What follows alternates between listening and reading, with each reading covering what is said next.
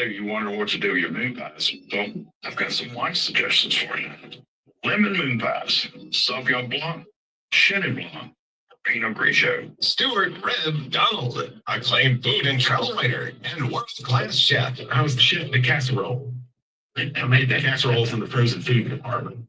For more than a decade, they've combined their expertise to answer your questions and introduce you to the culinary movers and shakers you want or ought to know. 4-time Taste Award finalists, 13-time Nippy Award losers. They are a dynamic duo of writing. I can stew. Yes, sir. Here we are on a gloomy Sunday morning. Another edition of Sip the Chew with Mike and Stu show. Stu, we're about to end up 13 years, right? Yep. Another week, one more weekend, and we done wrapped up 13 years. Yep. Put a bow on it. Hard to believe that they put up with this long. I know. But you guys were on Friday. Yeah, we were on Friday. You were on Friday instead of Sundays. Well, when you get popular, there you go. Well, Sean's trying to win a nappy, so he brought in the heavy crew here. Literally heavy crew. Yeah, we had a good time with Sean. But the thing was, every time we went on break, I kept wanting to give out the phone. Ain't your show. Yeah. Well, Sean had seen the show last week when we were talking about the 4 different zones of barbecue in the country and how Alabama had 4 zones that echoed those. Oh, okay. And I was doing the video for Delta Safari that dropped last week, asking, is Alabama secretly the best barbecue state? Because we've got Carolina-style barbecue here. Right. We have Memphis-style barbecue here. Right. We have Kansas City-style barbecue Amen. here. And now Texas brisket has been growing big on the Gulf Coast for the last 5 to 10 years. Yep. We've got it all. Plus we got what we beef ribs too. I'm a beef rib guy. I love the beef ribs. Yeah. My brother-in-law lived in Houston. And the first week that I went over and spent some time with him and my sister there, he wanted me to take to this place. I think it was called Big John's Barbecue. It was Nolan Ryan's favorite barbecue place. Oh. And Sunday night was all you could eat beef ribs. And I was Sunday night. Yeah. Wow, that's a weird night. Because nobody goes in on a Sunday night. That's the deadest night in the week to go to a restaurant. That's something you can't have leftovers in a restaurant. You got to sell them all that night. They do them every day. They probably do it, huh? But I'm saying some restaurants Texas, do it once a week. Yeah, So this was probably to burn up what they had. That's Houston. That is Houston. That's different. Yeah, we were in Houston, and Texans don't care when they eat ribs, buddy. Yeah, they were like, "Can I get you some more beans or something?" No, but you can bring me some more ribs. You need some more bread? No, but I'll take some more ribs. What about potato salad? I'll take some more ribs. Yes. Not last week, so I don't know what we were talking about sauces too, and I will say I'm not a sauce guy. I like the sauce on the side, and that way I can control how much I want on my meats and all that. But I do like dipping my white bread in barbecue sauce. Yeah, that's good. What is white sauce? Is that considered Alabama? Yeah, that is. That's the thing about Alabama is not only do we have the other 4 styles here, we have our own style. It's proprietary to Alabama. And in the north is the white sauce, mayonnaise based, mainly with chicken. It's great with chicken and turkey. And then here on the Gulf Coast, we've got the smoked seafood. And like smoked tuna dip, just about every restaurant down in the Gulf Shores and Orange Beach has smoked tuna dip on the menu. Mm-hmm. And if you haven't had it, it's phenomenal. Yes, it is. And then charbroiled oysters, that's the first barbecue. That is what the Spanish and the Portuguese, when they came here and exploring, they saw natives cooking shellfish and other game over an open fire. And what is that? And the natives, we call it barbacoa. And that's where the word barbecue comes from. BBQ. Yeah. Wow. So, I've never had barbecue. And then smoked mullet, you don't see it at a restaurant. Some 90-year-old dude who goes out with a cast net and then smokes it all week, and then he sells them for $1 a fish wrapped in aluminum foil somewhere in the south end of the county. That is so good. Room temperature. Nothing. I can imagine. And I watched it. You have to brine the mullet before doing it. See, mullet is a tricky fish. It's one of those you have to eat it the first 24 hours or it's not any good. The flesh starts falling. Is there a lot of bone? Same bones any other fish. No. Yeah. I disagree. And then maybe, yeah. That's why I'll go to tuna or cod or those because I just can't stand bones. I can't do catfish. I can't do any of that. It's too many bones. It's too much work. Work. Like crawfish. What do you work like? No more work than a crab claw. Nah, I think it's You same thing. You take a brim, you pull that dorsal fin off, you put your feet, your teeth on there on either side of the spine, and just pull back. Well, nobody's ever taught me that. Yeah, because you didn't grow up in Alabama. No, I didn't. Yeah. Hey, speaking of your area of the country, the Midwest, we've known for years they have been overtaken by these Asian carp, the ones you see jumping into the boats and stuff. The carp have started disappearing. Really? And they said something's eating them. Japanese carp. Gar. Really? And it's actually brought back like 2 or 3 species of gar that were endangered on the Mississippi River. Really? They love the Asian carp. I So thought the- that they were actually the Asian carp were taking over. They were. Oh, I see what you're saying. Yeah. Okay. And these particular species of gar love them and just mow through the middle of them and just cut them in half. Outside of Dallas is a huge lake, and the attraction, one of the big attractions about it is a restaurant there, but they got the feeding stations you can feed the carp. And I'm gonna tell you what, those things will crawl. They crawl over each other to get to the food. Yeah. So thousands. Mediocre eating fish. That's why people. I mean, great game fish because they get huge. They're heavy, but I mean, there's so many other things in the water that taste better. Why would you bother? Shrimp. We weren't really fans of carp. That was the Yeah. worst fish you could get. Yeah. We used And it as it's bait. like down here, grinnell. A lot of people don't eat grinnell for that reason, which is a prehistoric fish. For those of you who don't know, it I was gonna say that wasn't survived the dinosaur era, and it's crocodiles. yeah, but it has not evolved. It's pretty much the species is Same thing as unchanged for hundreds of thousands of years. And gar as well are prehistoric, and they're armor You plated. just mentioned it. That's why You don't know a gar? Uh-uh. And it is, well, we have different varieties. Down here, the big 2 that you see are the needle-nosed gar, and the dangerous one is the alligator gar. Mouth just like an alligator. Wow. But in Louisiana, smoking the gar is huge, and apparently it is the best jerky you will ever eat in your life is gar jerky. So it wouldn't be called a cigar then. No, probably not. But, Sorry, just had to reach. unfortunately, he'll be here all week, folks. But yeah, jerky made from gar and smoked gar. But you've got to have like carpet shears to get through their scales because they're armor plated. Oh, okay. Yeah, it's Really? that's why most people don't mess with them. Is it Really thick. you take incredibly I mean, literally armor plated. You probably could not get a bullet through this Wow. unless it was something really 357 Magnum, 44 Magnum. That time. But they a still- 38, I would be worried that it would ricochet. Are they still endangered? No, these were particular species of gar that were. Alligator. Gar. Yeah. Well, no. Oh no, No, these were rare ones. I'm talking about the Alabama. Oh no, I'm sorry. Alligator Should've- gar ain't never been protected in this state. I thought they were in the. I thought they were at one time in Alabama. I don't think so. Alligators, Sounds yes. No, alligator gar, because I remember reading years ago about it. Yeah. Anyway, I must have missed that. I can't imagine anything not being able to be eaten in that Louisiana. Just throw a little Well, they only eat roadkill too. yeah, Yeah. cayenne And you know how they do that? Yeah. When they're driving, they put a spray paint circle around anything they see in the street. They drive for an hour, then they go back. Anything without paint's less than an hour old. Wow.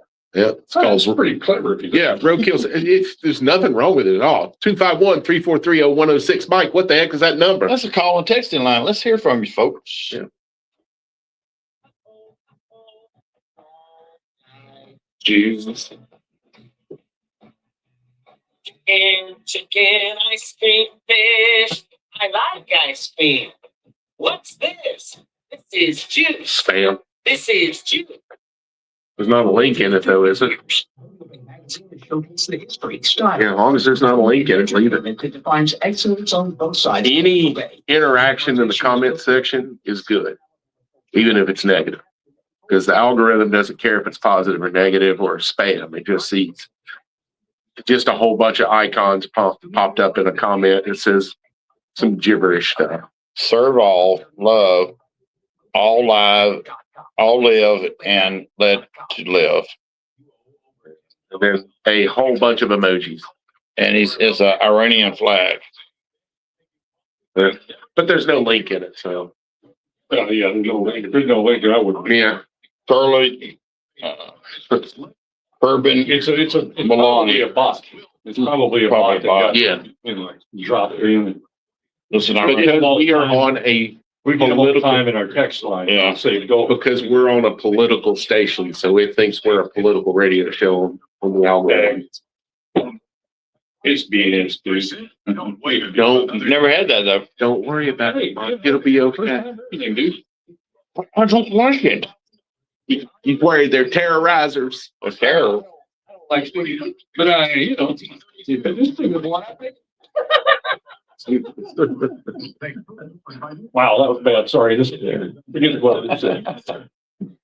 There's a difference between reaction Which built a career in and what's the other one? Responding. I just reacting rather than reacting. Reaction is emotional, responding is logical, analytical. Right. Reacting is always a bad thing to do. Stop and think. Emotions should never be in your decision-making process. You should stop and think about what you say. Right. Yeah. Yeah, That's the thing but about the big- America the is big we, decision- we have trained people to react rather than to respond. Yep. Because we don't like Because that dead air. keeps the same people in power too. We don't like dead air. Yeah. It's uncomfortable. What's up about every corner of the industry. Check out Canabama.com and join Jennifer Boozer Stewart Mondays at 7 p.m. Hi. Sweet home Well, her Christmas is right around the corner. Mike Bailey, Stewart, Donald, the complete gastronomic experience. Mike and Steve on Talk 165. Mike is a big buttery egg man. If you saw his shirt today, Yeah, I just want to be noticed. That's why it's so bright yellow, yeah. like a highlighter. I just thought you were part of the road crew. Well, I got a part-time gig. I started wearing my orange one, but I like these things. They're comfortable And and neon green. unless you yell at it, Yes. That's repeat, dude. it kind of looks like Somebody from Kansas is a little bit colorblind. I don't think so. I'm an artist that's as green as you're gonna get, Scooter. That may be your lighting. That is the yellow. That's neon Yeah. green. it matches the yellow.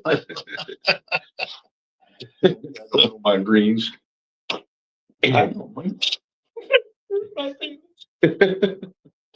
Now, see.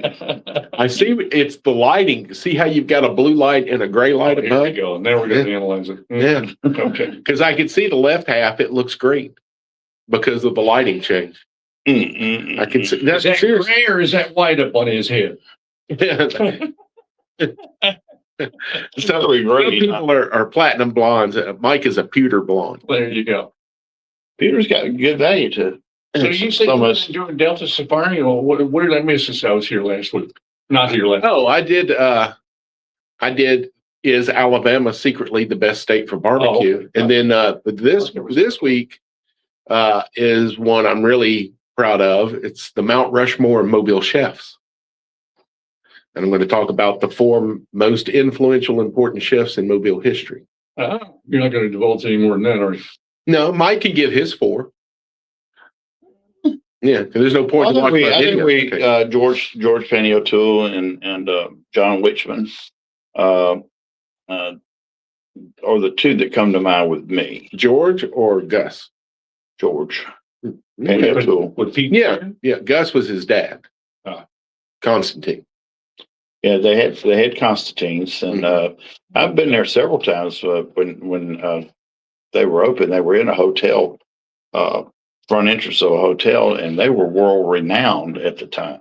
Yeah. And they knew people all over the world knew about this restaurant. Yeah. And that's where I met John Weechman at. John was working at Constantine. And then later on, John opened up Weechman's All Season, which is a golf store now, golfing supply store. Yeah. But those were great times. Both were good customers, and the entire Greek community were great customers for me. I probably should do an episode just on the Greek community's influence on the There food used scene. to be a great number of Greek restaurants around this town, and more than Italian, more than German. Well, Well, you mentioned two. So what's the other two out of the four? Well, you have Russo's, you have chefs. Yeah.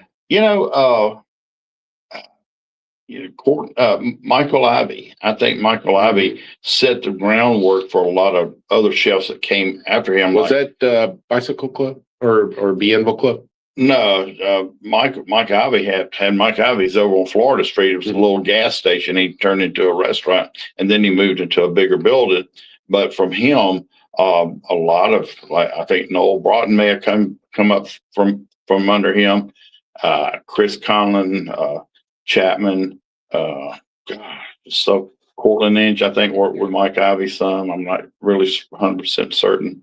That's three. But they were all coming underneath him. He trained all these young kids in the kitchen, and they all went on to open their own restaurants.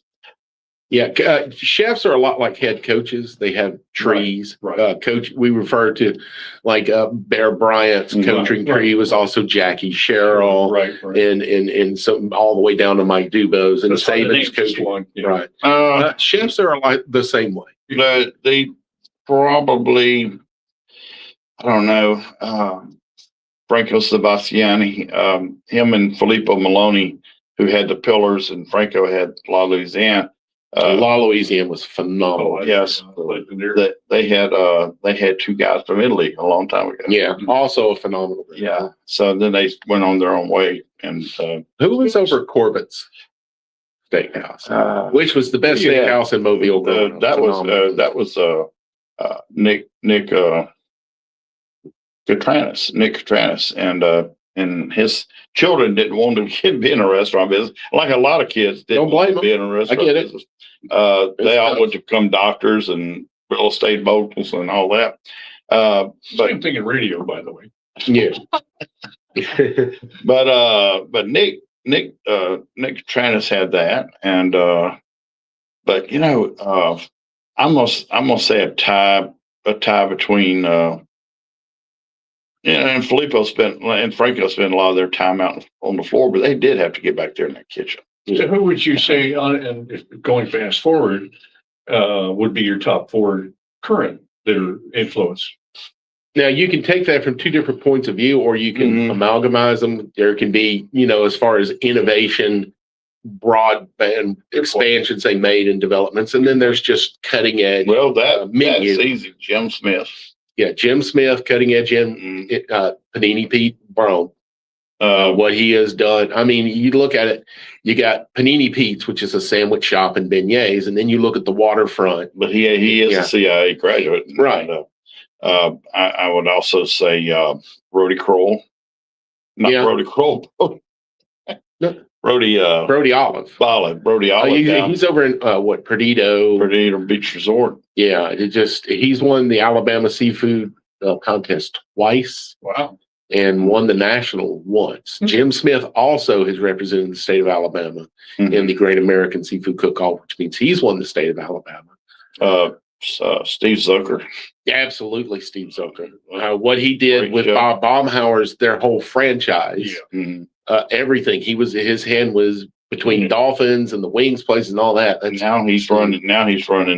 Ralph, who's trying to build something there, and he's really taken the the experience of quite a few levels. I have a already. feeling that Ralph and Kaku's was one of those great New Orleans places that let venture capitalists come in. And the first thing that happens when you let a venture capitalist come into a restaurant chain is they strip everything that makes it original out of it, because that's Make what it very generic. yeah, that Yeah. costs money. Yeah. Cheaper ingredients. Right. You know, if it takes you 6 servers to execute a dinner, get used to doing it with 5 now. I'm gonna throw John Gibson in there. Yeah. Now John was only here for a short while. Well, He he's was still in born in Alabama though. No, he's not. He's in Georgia. Oh, that's Yeah, he left for Yeah, he spent. I think he's. John had probably 35 years of career now, and I'd bet less than 10's been spent in Alabama. But he is originally from Hop. Okay. Jeremiah Matthews, great chef. Yeah. French. Oh, and of course, you know, if we're going to the state, I mean, you got Frank Stitt, you know, Chris Hastings, talking originally for, but here in the Mobile, Okay. Baldwin County area. Yeah. Mhm. Yeah. And there's a name we've left off that is on my list. So if Mike doesn't bring it up, I'm not going to. Go ahead. Mike may, no, I'm not going to bring up anyone on my list. They got to watch the video. Oh, okay. But that was the Yeah. whole point of the- he has mentioned some names that are on my list, but I'm not going to tell you which ones they are. See, that's called a tease, folks. Yeah, exactly. You want to, and I'll post To it. see the knee, you got to get past the ankle. You had Rick Prestera, and he was at the Bimble Club, and he went on to open up Prestera's up in Spring Hill. And the great thing about Prestera's, you go in and none of the plates and silverware matched. Yeah. And so they would go to yard sales on Saturday mornings and buy up your plates and Cool. your forks and your cups and all. Very mom and pop idea. And very mama pop. It's eclectic. High end. He had one of the original chandeliers from the Bimble Club hanging up in there because he found it down in the basement, and he's bought it from them and said, "I'm gonna put this in my restaurant." You know, there's a name locally we've left out that we should, and that's Who? Chris. I can't pronounce it. Reneval at Noble South. Oh my God, yeah, Yeah, Chris. that's probably the hands down the best chef in the area right now, Hmm. as far as execution and vision. Where's he at? Noble South. Noble South. He was at Watt House originally. He's he just got nominated to Michelin. Yeah, Michelin. Michelin, Really? Yeah, Wow. I believe so. Yeah, and is that right? Michelin reviewed. I'm guessing. Maybe, yeah, Yeah, and that's still a big deal for Alabama. but To get a he's- Michelin review is rare. you just go. That guy's How did tires fit into this?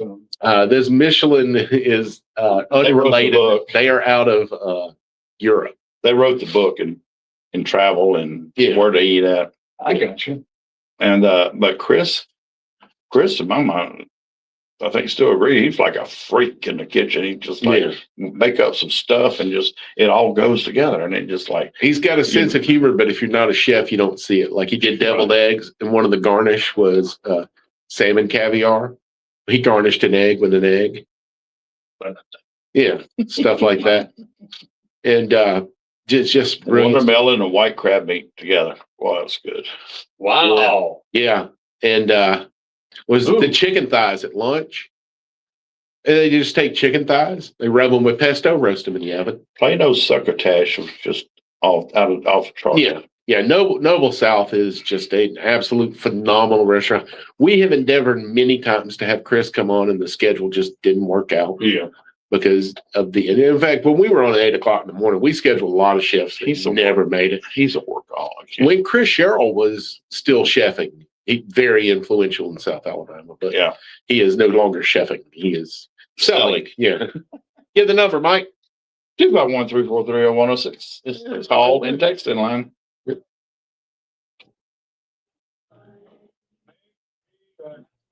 Da, da, da, da.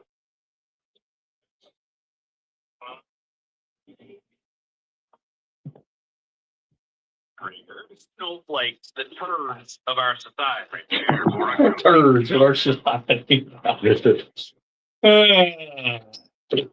Some of these times, sometimes I put promos together. I'm like, well, it's got to get attention. The clickbait it.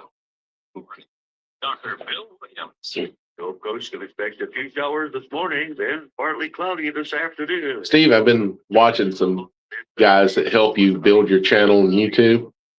And one of the ones that I just learned was get your video finished early, upload it, and leave it unlisted for 2 days. before you post it. Yeah. That gives the algorithm time to scan the entire video and find your audience. If the transcript hasn't been built yet, Yeah. that means the algorithm hasn't scanned it. You know, it could be bottom of your description. Yeah. You can print a transcript. If it hasn't done it yet, then the algorithm doesn't know what the content of your video is. And it takes 24 to 48 hours for it to do that. Good. Yep. All the stuff that goes in your description, your links, the stuff that you want every time. Yeah. There's actually a place where you can set it up that it puts all of that on each. Yeah. I did not know that. I had a notepad that I was copying and posting. Yeah, that's gonna be an automatic in there. Yeah.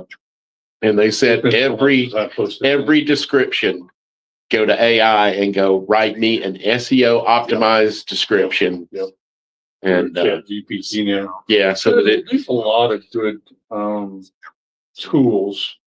Even I was looking through. I've been using a lot of Chat GPT for writing, and just asking it the way I would normally ask things. You know, not the right.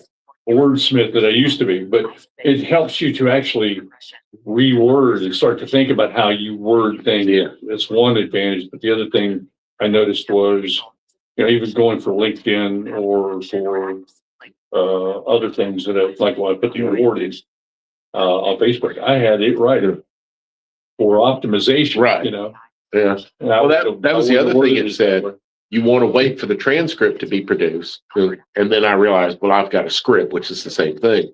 Once the transcript is produced, you download it, you upload that to GPT to write your, because it reads your script and goes, this is what it's about. These are the keywords. You got to refine it. Yeah. Yeah. Very cool. And then I thought, oh, well, heck, I've got a script. I'll just upload the script and do the same thing. And that's a time saver. Were you guys, you probably guys may not be the students of radio that I am, but Bob and Tom? Yeah. Bob passed on. Oh, really? Yeah. Infinitely funnier than John Boy and Billy. Infinitely funny. They're still on. Well, I think it was different humor. He passed on. Yeah, it was It was funny. a different humor. And, Here we go. 1065.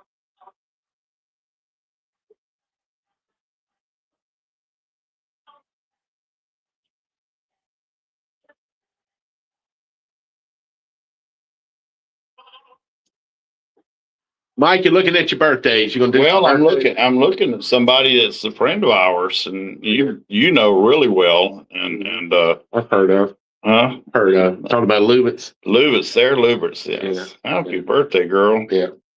She's still cooking? She's No still idea. flipping things? No idea. Okay. Well, happy birthday, Sarah. Her dad is a friend of mine. He's a good guy. Yeah. He loves his beers. Yeah. He was your bunion doctor, wasn't he? He was my bunion doctor. That's right. He'd shave you the excess. You could go home and make some French bunion soup. I'll tell you. He thought my joke was bad. Oh, well, I guess I put my foot in my mouth on that I one. do want to say, you know, we've been talking about chefs that who deserves to be on the Mount Rushmore. or the Hall of Fame or whatever like that. And I'm sure there are many more. Oh, yeah. And we're forgetting about, like Gus Regano's. Yeah. He's over at Biloxi now, with his Greek restaurant over there. Boy, you know, I just, there used to be, like we were talking about, and that'd be a good thing to work on, is all the Greek restaurants that used to be here. Right. And then and then not only that, you had Fairhope Daphne being the Italian settlement, and Loxley, Alberta being the German settlement. And we had those restaurants at one time here, and there was a German restaurant outside of Fairhope that was just off the charts, so good. And there's just not any. We do have an abundance of Italian restaurants right now. No, we have an abundance of Italian American restaurants. Yes, we have very few Italian You're right. restaurants. The one, our good friend from Domke Market, the one out there. Amici. Yeah, that's probably one of the few genuine Italian restaurants in the area. Lasagna is That's American food. I Mm-hmm. mean, they have it in Italy. They don't make it very often. Spaghettis and meatballs, all of the stuff we're used to here was specific to, I think, Sicily. And that became the Italian cuisine that became popular in New York, Chicago, and that spread out to the rest of the U.S. Italy's got a vast array of different versions. Like Southern Italy, you see no butter. It's all olive oil. Northern Italy, next to France, where they have all the cattle country, it's all butter, no olive oil. So there's a lot of different things with that. You know, I told Mike on the drive in, there's a series on YouTube where they find a city and they tell you the 10 food things that were invented there. I was watching one on Dallas, and there's one restaurant from Dallas that has its legacy is unparalleled as far as innovation and stuff we've seen. And it was called the Pig Shack. Mike's already excited with the name. Where's it at? Dallas, Texas. Opened in the 1920s, famous for their pig sandwich, which was a Tennessee-style pulled pork sandwich. But their innovations were they saw that people were in a hurry, car owners didn't want to get out of their car. So they had high school kids standing around the outside of the building that would hop up on the running board of your truck or car and take your order. Hence the term hoppers. Yeah, car hops. Yeah. So they invented the drive-in. They also The way it invented. is now, where they're rolling around again. Yeah. Yeah. That That's was all the it first place that was geared just for motorists. They also had a cook one day who was cutting onions for hamburgers, dropped one in some batter, threw it in a fryer to see what would happen, and they invented onion rings. They also invented the chicken fried steak sandwich. And That was a lot of accolades. which they made on a bread they invented called Texas toast. Wow. This one little roadside stand invented drive-ins, invented onion rings, invented fried chicken fried steak sandwiches, and invented Texas toast. Wow. The bread came in from the baker one day, and they had sliced it so thick it wouldn't go in the toaster.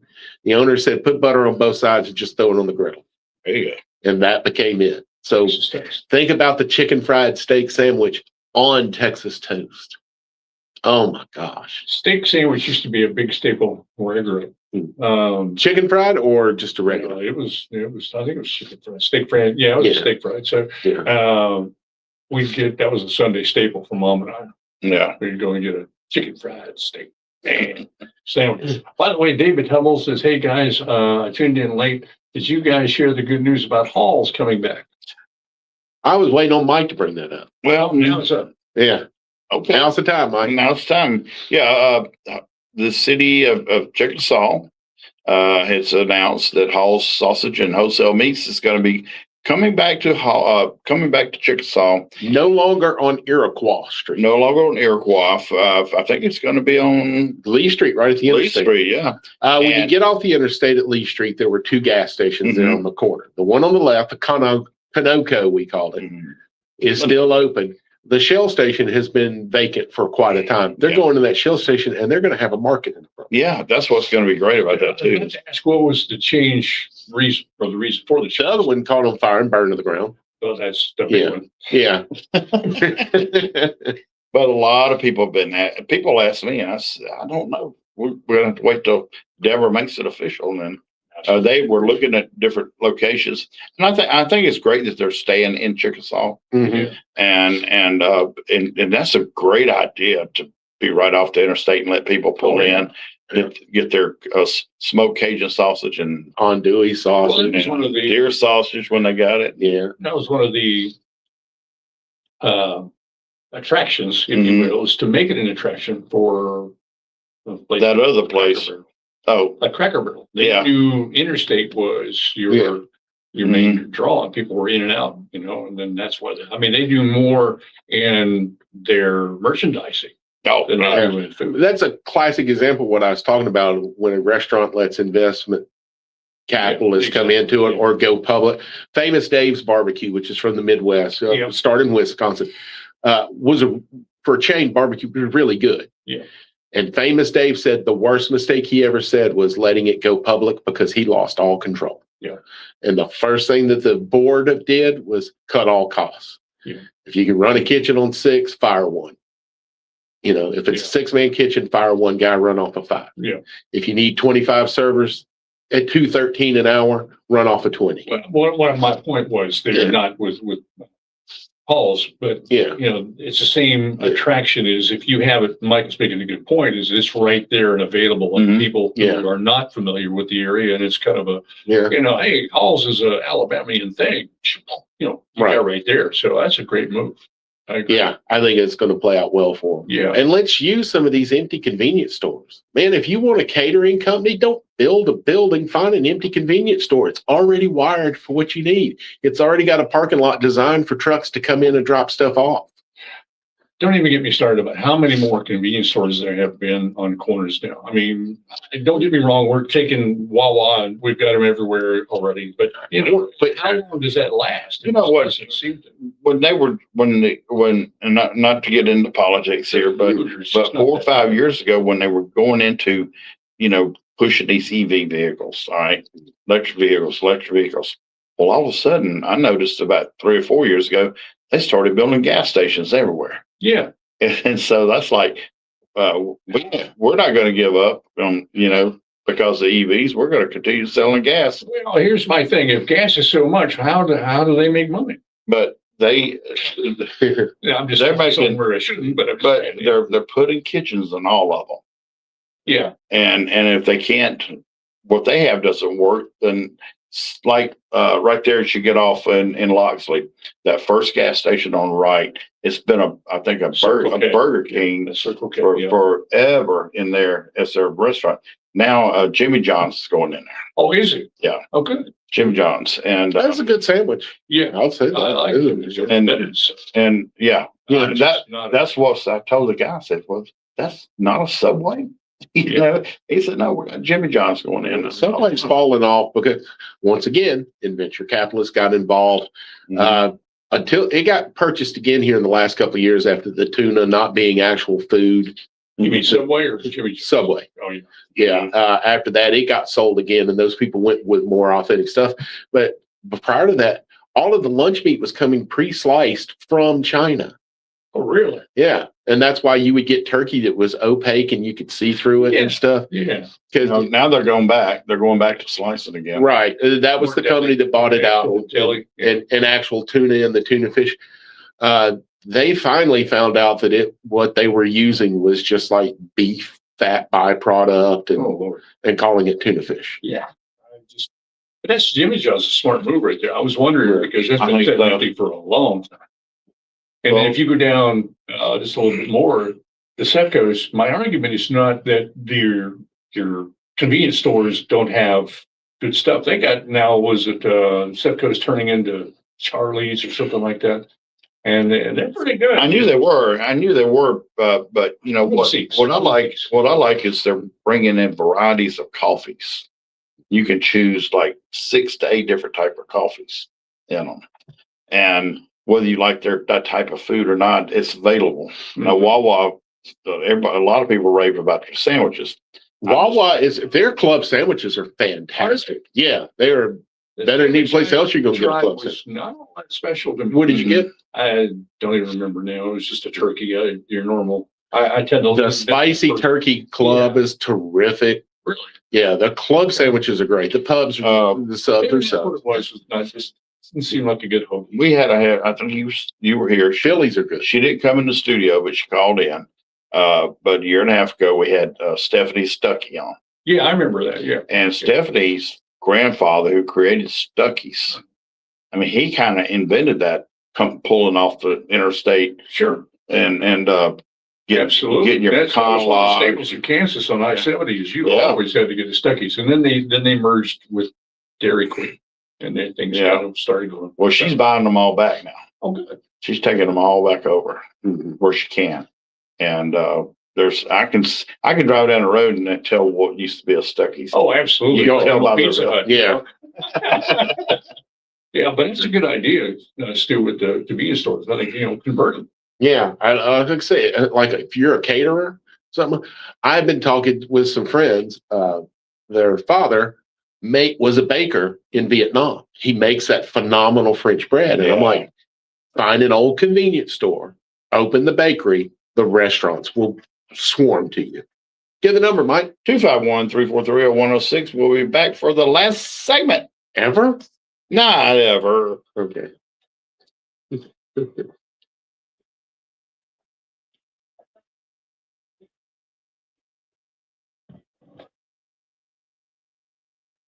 So my next question for you, Mike, being the fan that you are, can you wait? Or are you just waiting and having a hard time waiting? Wait on Waiting what? for Margaritaville. Oh, Another one. museum? Oh. I Oh, thought that- we should be getting ready to sell the wharf complex. I can't. Well, you got the wharf and then across the River. pond or the lake. Canal. Yeah, it's a. That's Margaritaville, and Building that. Margaritaville. they said they started 300,000. It's a great retirement thing. I don't know if I'd want to live with the one down there. Don't know what the community's going to look like, but you're all The idea. you ride around on It was celebration. you ride around on golf carts. It's a little city and village, and everybody has golf carts, just like the retirement village in South Florida. And they got several of those. That's gonna be a Florida. celebration. Oh, what I'm looking forward to is the Jimmy Buffett Museum when it opens in September downtown. That's going to be cool.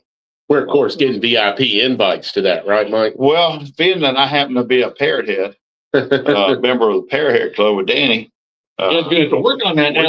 we kind of get all the first hand news of what's going on.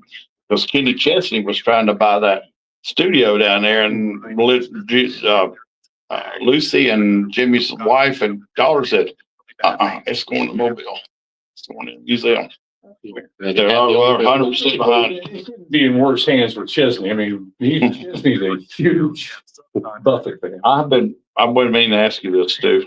When I sent you that text, there's been a lot of My experience matters when something goes wrong. press blown up or news blown up about this German restaurant that closed down in the plaza. Yeah. Hold And- that thought. Hold that thought. That'll be interesting. Someone you love. Well, we can't talk about that Oh, on there. Can't talk about this on the air, but they're talking about it's a shame that people don't support it, but their hours are not. They were open Monday through Friday for lunch. When did they start doing that? Long after I went out of business. But I think that everybody told them, listen, man, if we can't do lunch, we can't. They opposite. I made Nobody's going out I Monday made to a- Thursday night well. You couldn't open from Monday, Tuesday, Wednesday. because they were supposed to be doing construction that they never did. No. Anyway, I told Metcalf guy, I said, look, I just know what I was taught. Yeah. And they were not open. They're Monday through Wednesday. Yeah. And David Ratz has got a little, I don't know, he probably didn't get bent out of shape, but he said, you mean I might be doing it wrong? I might be violating. And that's just the way he is. No, that was an agreement because there was a phase 2 that was the overhead stuff there. And they didn't want construction going on while people were there. So their agreement was Monday, Tuesday, and Wednesday, we would not be open for that construction. I thought you said it was a city you wouldn't, Joe. Well, it was our agreement with the city. Oh. Yeah.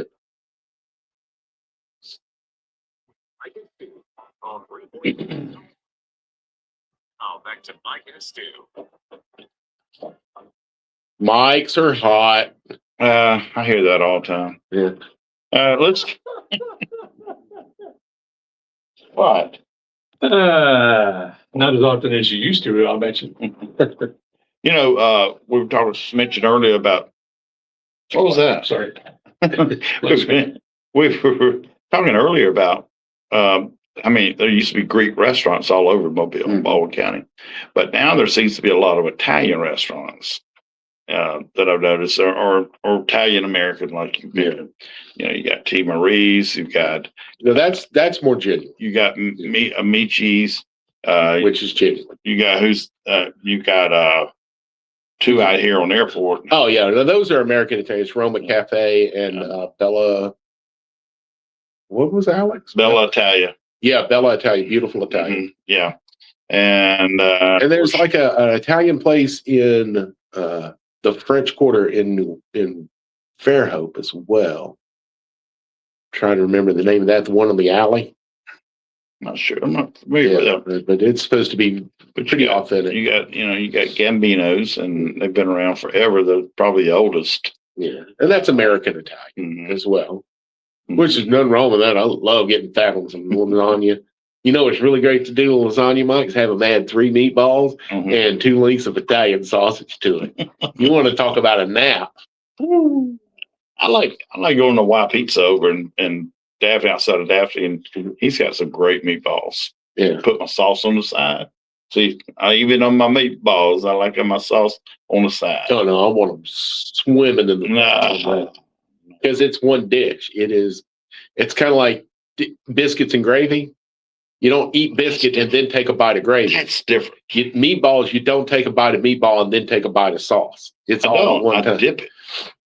You don't have to dip it if it's dip it. floating in it. I don't want sauce with every bite on meatballs because it's a combination. This isn't the meatball without the sauce is not spectacular. It's Mhm. good with the sauce. That's supposed to be a combination. I know, but I do combine it. Yeah. You just don't do it the right way. Because see, you simmer them in that sauce too, so it absorbs it. Mhm. And the way you're doing Well, his are good enough, and so good that Oh, I yeah. don't need you. Okay. I do love some good Italian meatballs. So You mentioned Gambinos, right? Mhm. Yeah. Okay. I was trying to look up, I know the one you're talking about right there back behind, In is it Fairhope? right on Fairhill? Yeah. Right off, 90, whatever. Oh no. This is in downtown. Yeah. This is in the that's what I'm French Quarter, yeah. saying. Oh, okay. And it's in the alleyway. Not sure what that is. And I don't get Bear Hope like I used to. well, it's been there about 15 years. Been in that alley a long time. Oh, Yeah. Well, you wait. You talking about locals? No, it's got an Italian name. Oh, okay. It's Because- an Italian restaurant. Because John Bethea went in there and tore down the old. Restaurant? What? Locals restaurant? Is No. that the one you're talking about? Did they take Well- up the Italian spot? Yeah, Okay, that's how long. that was Mike Pinzoni's spot. Pinzoni's was the one I was thinking of. Yeah, That was really good. that used to be the original Winsel's and The Old Bay steamer. Old Bay steamer. Yeah. And then John Bethea came in there and bulldozed it, and then built a whole brand new thingy, Italian looking. Beautiful. Because the French Quarter's further down I was gonna say, another Locals Restaurant is the one that has the Italian theme dishes to there. it. Yeah, Okay. Absolutely. they have a B&B there too. Airbnb. Yeah. There. It's pretty cool. Yeah. And And this right by Fairhope Inn. And Right? meatballs, dude. it's about less than a block away. Yeah. It's less than a block away. It's that whole area there downtown that you walk instead of drive. That's behind, you're talking about, where Panini's is, now Little French Quarter there. Yeah, well, that's- it's 20 feet. Yeah. Yeah. It's a candy store in Yeah. there, and Pharaoh Yeah. chocolate. Yeah. Yeah. Oh, their Right their behind. chocolate is awesome. It's right behind the book Page and store. palette. Yeah. Yes, Mhm. Page and Palette, that's what I was trying to think of. And another good store that's on that same little strip is the Olive. The place that sells, Happy Olive. it sells infused olive oils and infused vinegars. Mhm. And that's pretty much the whole thing. And I could spend all day. I just used some the other day. Some of my what did I get? So it was a gift. I think it was a blueberry, Happy Olive blueberry. The vinegar, like a blueberry It was balsamic. balsamic. Yeah. Yeah. Oh, it was good. Yeah. That's what you mean by infused. You put Yeah. like a flavor of blueberry, Mhm. strawberry or something into Right. the olive oil. Mhm. Yeah. After we did Sean's show the other day, I made a return visit to a place the three of us have been to, Banh Mi Cafe. Mhm. They have added the sausage, Vietnamese sausage. And it was phenomenal. I believe they're using linguiça, which is a Portuguese sausage. There on Azalea. Yeah. Yeah. And it was delicious. They have also added a steak banh mi, but we did not try that one. Ooh. So, and then my friend, he and his wife went. My friend Mhm. and I went. Her husband had a coronary, and he Mm. loves pork. So I said, get him the chicken, so he doesn't know what he was missing. And he was like, "Man, that was so good. There's so many flavors going on it. Good. Yeah. He can eat the chicken." I was gonna say it's better than, yeah. Because some of those pork ones we had were like pork 3 different ways in a sandwich. Yeah. But I mean, the steak and the sausage are the most expensive sandwiches on the menu. They're $8.99. Yeah. Oh, they're good. Yeah, and you don't need I was surprised at the prices. Yeah. And I like, wow, Oh, they're you get baking that bread. On you're site. getting a lot more than you're paying for. Yeah. You really You're are. getting a lot of culture, a lot of tradition in there. The fresh vegetables, the pickled daikon and carrots are just, it's such a unique sandwich, and it tastes so fresh. And my friend Kendra, I said, yeah, yours has got the pork pate on it. Is that liver? Yeah, it's pork liver.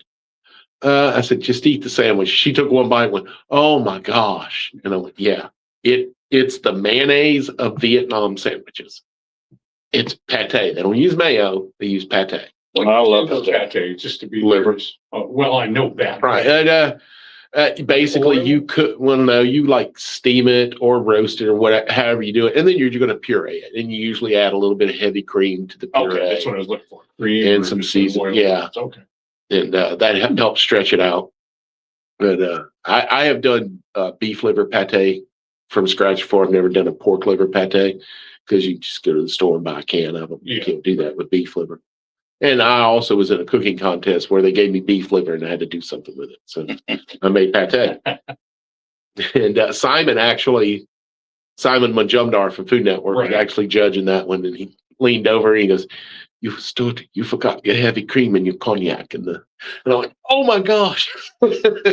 They're two of the key elements and I forgot to put them. He goes, it was really intense beef liver flavor though.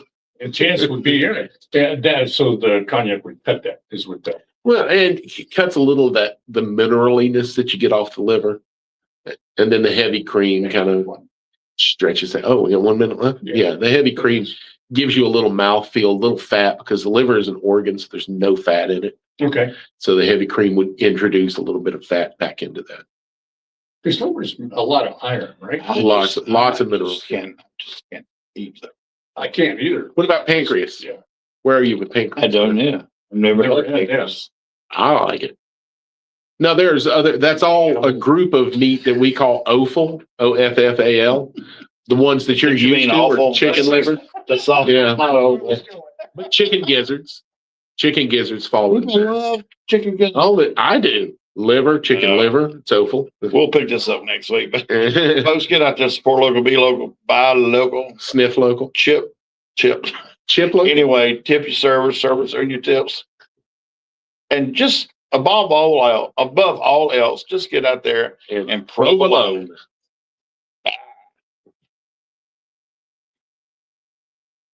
Magnolia. Indeed.